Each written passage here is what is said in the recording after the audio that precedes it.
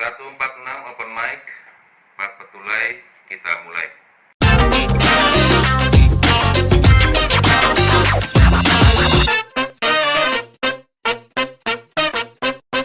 Hai, selamat datang di podcast Pak Petulai, podcast asik di tanah Petulai, persembahan dari KPPN Curup untuk Sobat 146. Nah, teman-teman, pada kesempatan kali ini kita akan membahas nih mengenai Peraturan Dirjen Perbendaraan Nomor 6 Tahun 2022. Untuk membahas hal tersebut, kita juga kedatangan narasumber yang luar biasa, Mbak Sumarni. Halo Mbak Sumarni. Halo Mbak Dini. Gimana kabarnya Mbak Sumarni hari ini? Alhamdulillah sangat baik. Alhamdulillah, artinya Mbak Sumarni udah sangat siap untuk memberikan penjelasan nih bareng kita nantinya untuk membahas per 6 ini. By the way teman-teman, Mbak Sumarni ini adalah pelaksana dari Seksi Bank KPPN Curup. Pertanyaan pertama nih Mbak Sumarni, untuk Mbak Sumarni. Per Dirjen nomor 6 tahun 2022 sebenarnya itu mengatur tentang apa sih Mbak? Ya baik. Perdirjen nomor 6 tahun 2022 ini mengatur tentang petunjuk teknis monitoring dan evaluasi pembiayaan ultramikro oleh instansi vertikal Direktorat Jenderal Perbendaraan. Nah, peraturan ini menggantikan peraturan Perdirjen nomor 25 tahun 2018. Nah, instansi vertikal Direktorat Jenderal Perbendaraan di daerah ini adalah KPPN. Nah, KPPN itu mempunyai tugas untuk melakukan monitoring dan evaluasi pembiayaan UMI. Nah, jadi kita itu akan memantau pelaksanaan pembiayaan UMI di daerah lingkup kerja KPPN Curup. Di antaranya ada Rejang Lebong, Kepahyang, dan Lebong. Baik, artinya tadi kan ini membahas mengenai pembiayaan UMI ya Mbak ya, per 6 ini. By the way, tadi ada yang saya tangkap, itu ada perubahan nih. Dari per 25 tahun 2018 ke per 6 tahun 2022. Apa nih Mbak Sumarni yang melatar belakangi perubahan atau terjadinya revisi tersebut? Ya, jadi ini ya konsep awal dibentuknya Perdirjen nomor 25 tahun 2018 itu kita selalu punya mimpi bahwa debitur UMI itu semuanya ingin naik kelas. Nah, namun pada kenyataan ya setelah dilakukan survei oleh BLU PIP bersama World Banking pada tahun 2021 bahwa tidak semua dari debitur UMI itu ingin naik kelas. Mereka merasa cukup puas dengan kondisinya saat ini. Jadi saat kita dorong, Bapak Ibu nggak kepengen punya 2 gerobak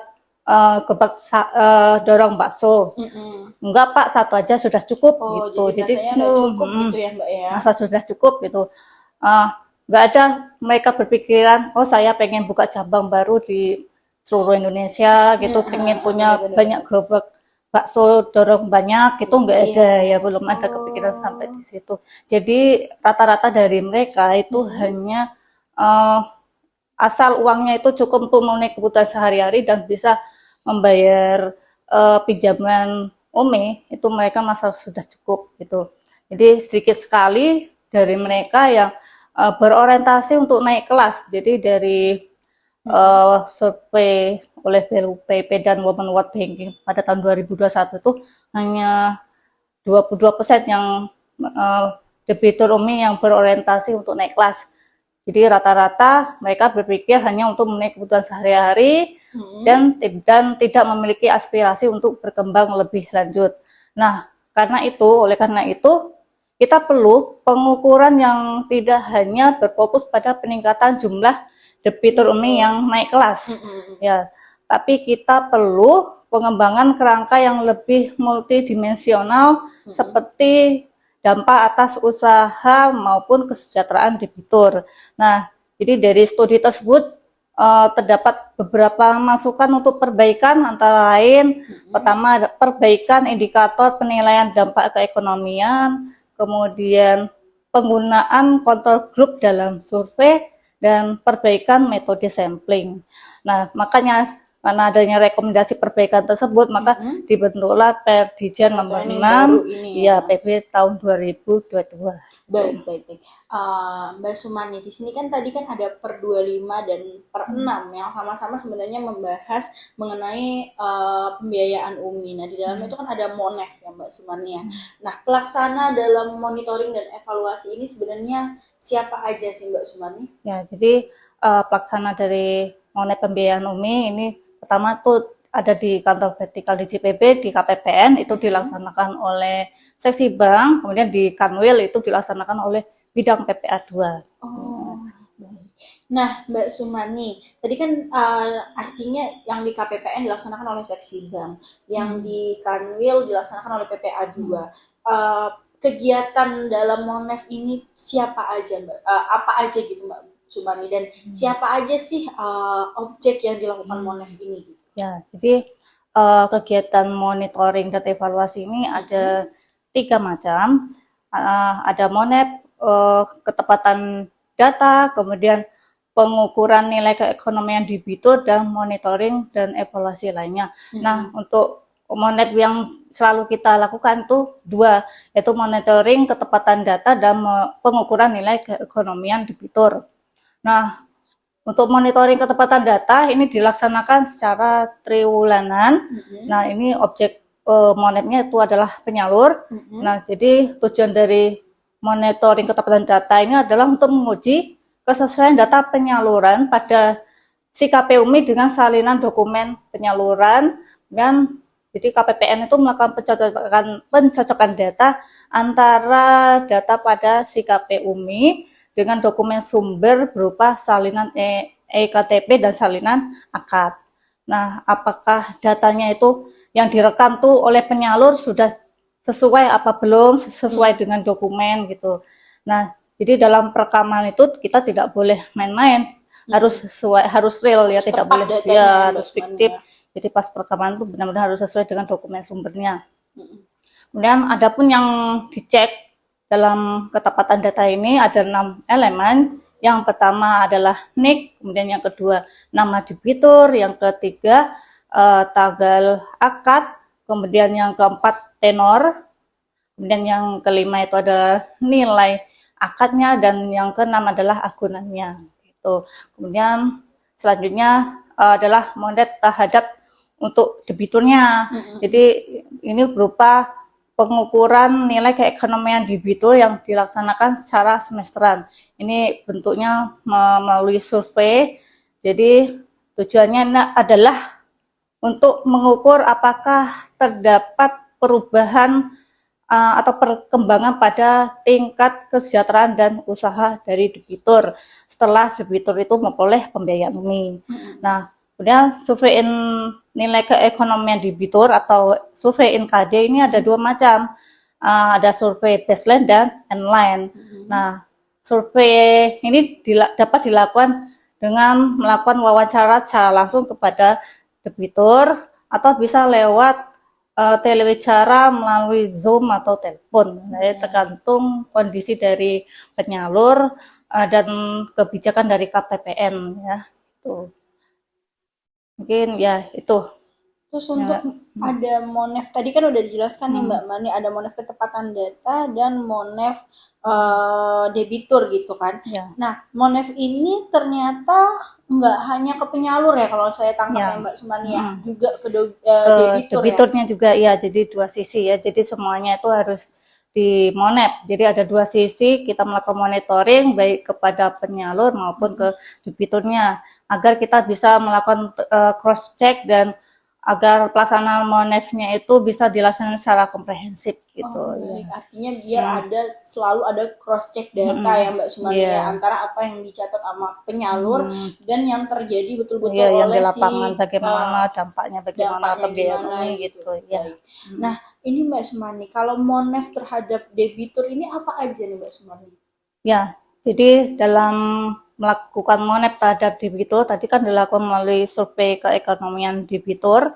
Nah, ini berupa beberapa kita melakukan menanya ke beberapa pertanyaan, wawancara kepada debitur. Jadi dalam survei tersebut ada dibagi ada 3 hal yang kita tanyakan. Pertama itu nilai keekonomian pribadi, kemudian nilai keekonomian usaha, serta nilai keekonomian inklusif. Jadi, nah, ada nilai keekonomian pribadi atau kita sebut NKP. Nah, ini mencerminkan dari kondisi debitur, kondisi ekonomi debitur itu dari aspek pengeluaran listrik, konsumsi per kapita, jenis lantai, sanitasi, jumlah tabungan, rasio anak sekolah. Jadi kita tanyakan berapa pengeluaran listrik selama 1 bulan gitu, terus gitu ya. Konsumsi per kapita selama 1 minggu itu berapa, kemudian jenis lantainya kita lihat masih semen atau sudah keramik gitu, atau masih tanah ya. Terus keadaan sanitasinya kita lihat melalui toiletnya ya, bentuk toiletnya toilet jongkok atau kloset atau duduk atau yang cemplung atau bahkan belum punya gitu ya. punya WC mungkin kan bener, ya, atau masih sama-sama barengan gitu WC-nya masih itu sama-sama. Terus kita lihat tanyakan jumlah tabungannya berapa, terus kalau punya anak yang masih usia sekolah berapa yang sekolah gitu. Terus lebih ke hal pribadi ya lebih ke untuk menilai kesejahteraan debitur. pendidikan sama standar kehidupannya, terus kesejahteraannya ya, untuk melihat kesejahteraan dari debitur ini yang lebih fokus ke kesejahteraan debitur, kemudian pendidikan gitu. Terus yang berikutnya itu nilai keuangan usaha. Nah, atau NKU ini lebih fokus kepada ekonomi debitur dari segi aset, omset, dan jumlah tenaga kerja. Kemudian untuk nilai keuangan inklusif atau NKI ini lebih kepada literasi keuangan dari debitur, dilihat dari aspek pengetahuan soal produk keuangan, misalnya OVO, ShopeePay atau Dana. Mereka udah tahu belum? Ya, jadi mereka itu tahu nggak sih, udah pernah menggunakan uang elektronik berupa OVO atau Dana, mereka gitu udah pernah bertransaksi menggunakan itu atau belum gitu. Kemudian dilihat apakah mereka punya rekening, punya tabungan apa enggak gitu. Artinya kalau bisa dibilang ya Mbak Sumarni ya, kalau ada NKP, NKI, terus juga ada secara usaha, tadi keuangan usaha, itu artinya Monef ini nggak hanya dilakukan dari luar ya Mbak ya, nggak secara kulitnya aja gitu, tapi dilakukan secara mendalam, bahkan sampai ada pemisahan keuangan pribadi dan usaha ya Mbak. Ya, jadi karena untuk mengetahui seberapa jauh sih debitur mampu mengembangkan usahanya untuk membiayai kehidupan pribadi dan sebagian untuk membayar kembali pinjamannya. Jadi baik. Ya. Nah, tadi kan Mbak menjelaskan nih Mbak, ada menyebutkan ya, bisa dibilang ada survei NKD namanya. Nah, di survei NKD itu ada baseline dan juga endline tadi kalau saya dengar, kalau nggak salah. Nah, itu maksudnya apa itu Mbak? Ya, jadi survei NKD ini ada 2, baseline dan endline. Karena survei baseline ini dilakukan untuk mengukur kondisi keekonomian debitur saat baru memperoleh pembayaran UMI. Jadi ini saat minimalnya tuh maksimal 3 bulan sebelum pelaksanaan survei baseline ini akadnya. Kemudian survei endline ini untuk mengukur kondisi keekonomian debitur setelah memperoleh pembiayaan UMI sekitar setahun setelah dilakukan survei baseline. Jadi ini respondennya sama, responden untuk baseline itu digunakan untuk responden survei endline ya sama. Nah, terus tujuan kenapa ada baseline dan endline ini karena untuk menganalisis perubahan tingkat ekonomi debitur UMI. Jadi apakah pembiayaan ini membantu taraf kehidupan debitur baik dari segi pribadi maupun usahanya, dan seberapa signifikan pembiayaan UMI tersebut dapat meningkatkan tingkat keekonomiannya. Baik, baik. Nah, di Mbak Sumani untuk KPPN sendiri nih, itu kan KPPN udah melaksanakan Monef beberapa kali ya dalam 2 tahun terakhir. Bagaimana nih Mbak hasil gambarannya lah kira-kira hasil dari survei baseline dan juga endline-nya gitu? Ya, jadi berdasarkan hasil uji dampak baseline dan endline selama 2 periode terakhir, yaitu uh, dari survei NKD tahun 2019 ke 2020 dan survei baseline endline 2020 ke 2021, itu secara umum nilai NKD itu meningkat. Nah, pada periode 2019 sampai 2020 itu NKD-nya meningkat, tapi ada beberapa komponen yang mengalami penurunan, yaitu adalah jumlah tabungan, kemudian omset dan jumlah tenaga kerja itu menurun. Ya, itu Baik, dapat dijelaskan karena kan pada awal tahun 2020 ya, kita bulan Maret, mengalami pandemi itu ya Mbak ya ya. kita kan terjadi pandemi COVID-19. Nah, itu mungkin karena itu berpengaruh ya terhadap perekonomian debitur. Ya, mungkin enggak ada debitur aja ya, semuanya ya, semua masyarakat Indonesia itu waktu itu ya perekonomian pasti ada banyak yang menurun gitu ya. Betul, Terutama ya jumlah tabungan pasti menurun kan. Terus omset juga menurun, terus mungkin terjadi banyak PHK, jadi jumlah tenaga kerja pun menurun. Nah, namun pada survei NKD di periode 2020 sampai 2021 itu mengalami kenaikan yang signifikan, jadi dapat disimpulkan terjadi peningkatan keekonomiannya semakin membaik gitu. Artinya karena mungkin juga bisa dibilang karena pandeminya udah mulai surut ya Mbak ya. Jadi terus ya ini peran dari pembiayaan umum ini Juga cukup sangat berperan penting ini gitu untuk ya. membantu dari para pelaku usaha mikro ya untuk bangkit dari keterpurukan ya akibat COVID gitu. Betul, ya. betul. Nah, nih Mbak tadi udah dijelaskan nih secara rinci sama Mbak Sumarni mengenai mekanisme kegiatan Monef UMI sendiri. Nah, sekarang kalau boleh saya tahu Mbak, sebenarnya secara signifikan dan mendetail nih, apa aja sebenarnya yang berubah dari per 25 tahun 2018 menjadi per 6 tahun 2022 Mbak? Ya, ini cukup banyak sih yang menjadi apa saja yang berubah ya dari per 25 menjadi per 6. Yang pertama itu dilihat dari rekonsiliasi ketepatan data. Dari sisi rekonsiliasi ketepatan data itu di per 25 itu jumlah sampel per KPPN itu per triwulannya maksimal 75, kemudian di per 6 itu maksimalnya menjadi 100. Kemudian untuk item yang dicocokkan di per 25 itu ada 9 item, kemudian di per 6 itu menjadi 6 item.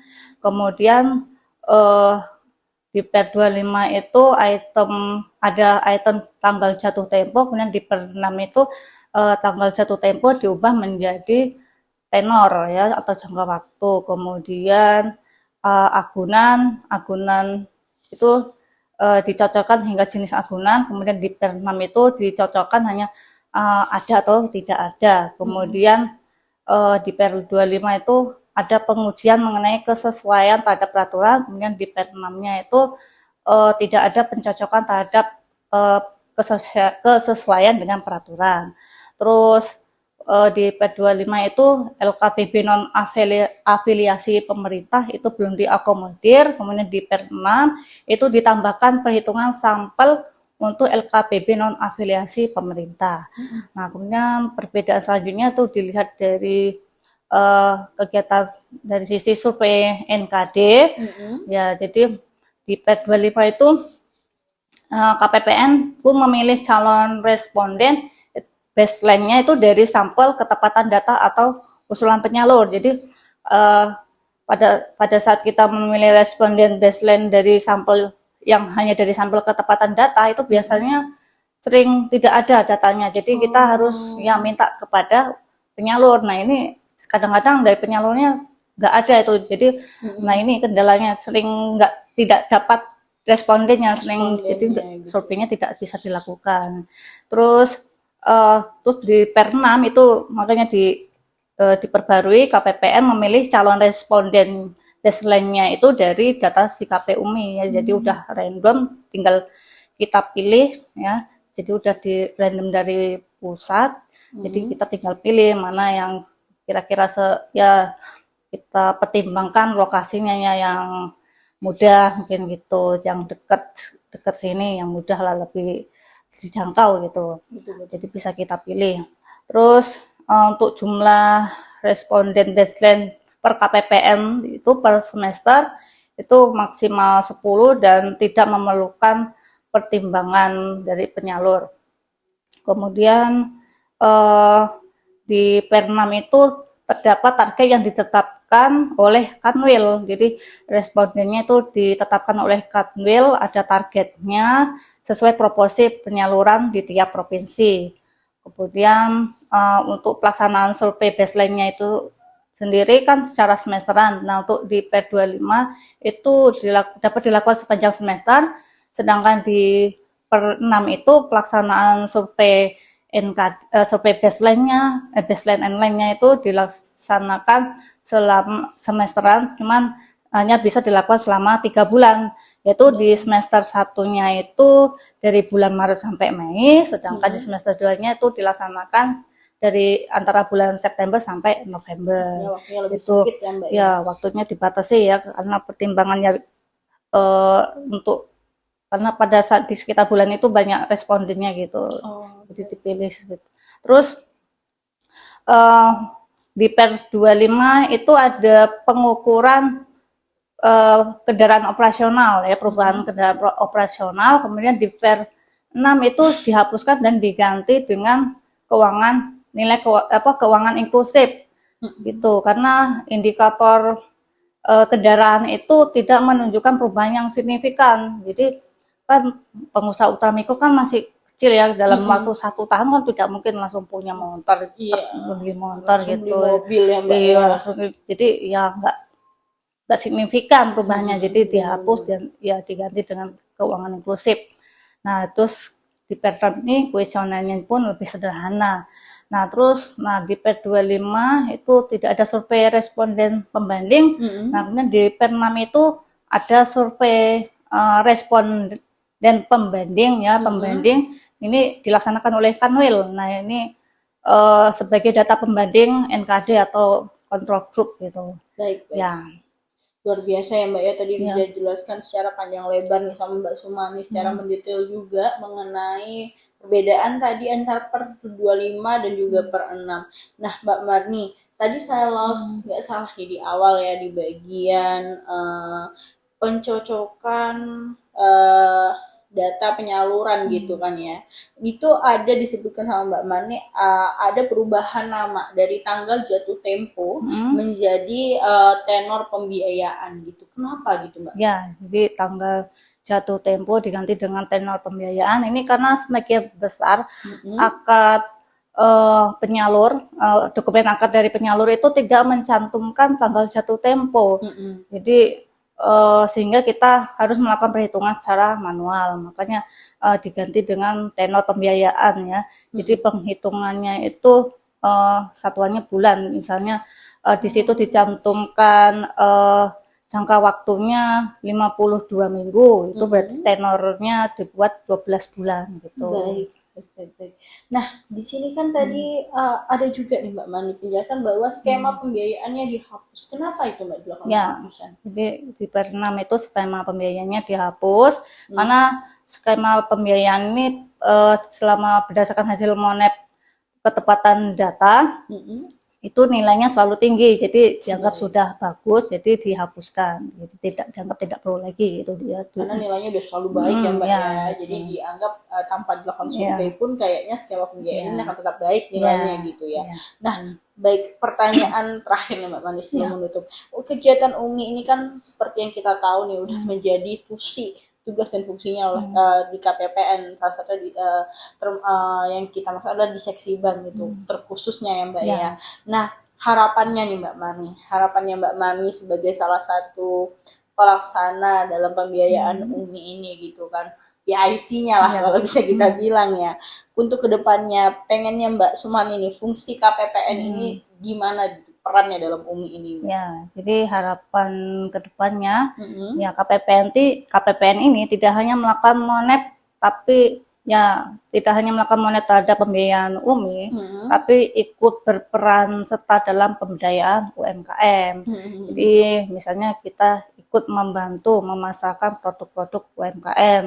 Betul. Ya mungkin pada saat kita makan produk UMKM mungkin kita bisa memasarkannya buat konten mungkin ya, konten Betul. TikTok kayaknya yang lagi hitsnya Mbak ya. yang anak-anak muda yang hobi nge-TikTok Iya. ya. Mungkin ini lebih efektif ya untuk mengenalkan produk UMKM ke masyarakat lebih luas gitu. Nah, jadi hal ini pun ya sejalan dengan yang dicanangkan oleh Ibu Menteri ya dalam pemberdayaan UMKM ya.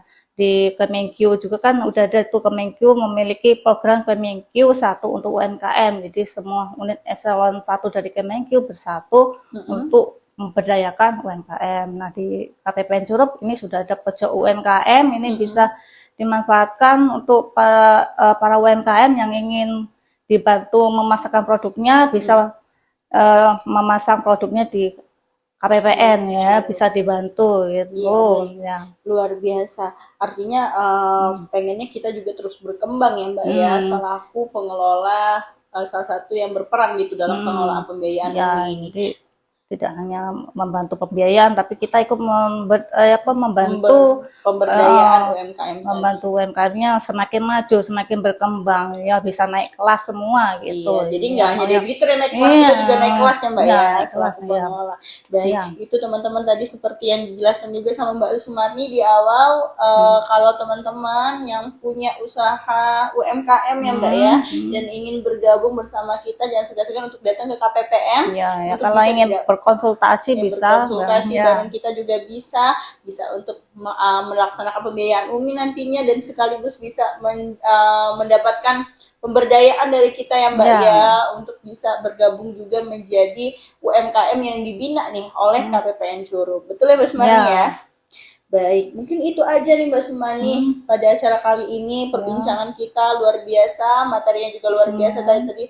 Wah, ternyata Mbak Sumani ini sangat paham gitu loh mengenai UMKM. Saya jadi kayak tercerahkan gitu. Saya yang awalnya nggak tahu jadi tahu. Terima kasih banyak ya Mbak Sumarni ya. Sama-sama Mbak Dini. Iya, udah berkenan hadir di acara kita di podcast Pat Petulai, di podcast asik di Tanah Petulai. Nah, kepada Sobat 146, saya juga ucapkan terima kasih nih Mbak ya, karena udah nonton kita dari awal sampai akhir. Dan jangan lupa untuk like, komen, dan juga subscribe di YouTube channel KPPN Curup. Itu aja teman-teman hari ini. Terima kasih. Wassalamualaikum warahmatullahi wabarakatuh. Bye.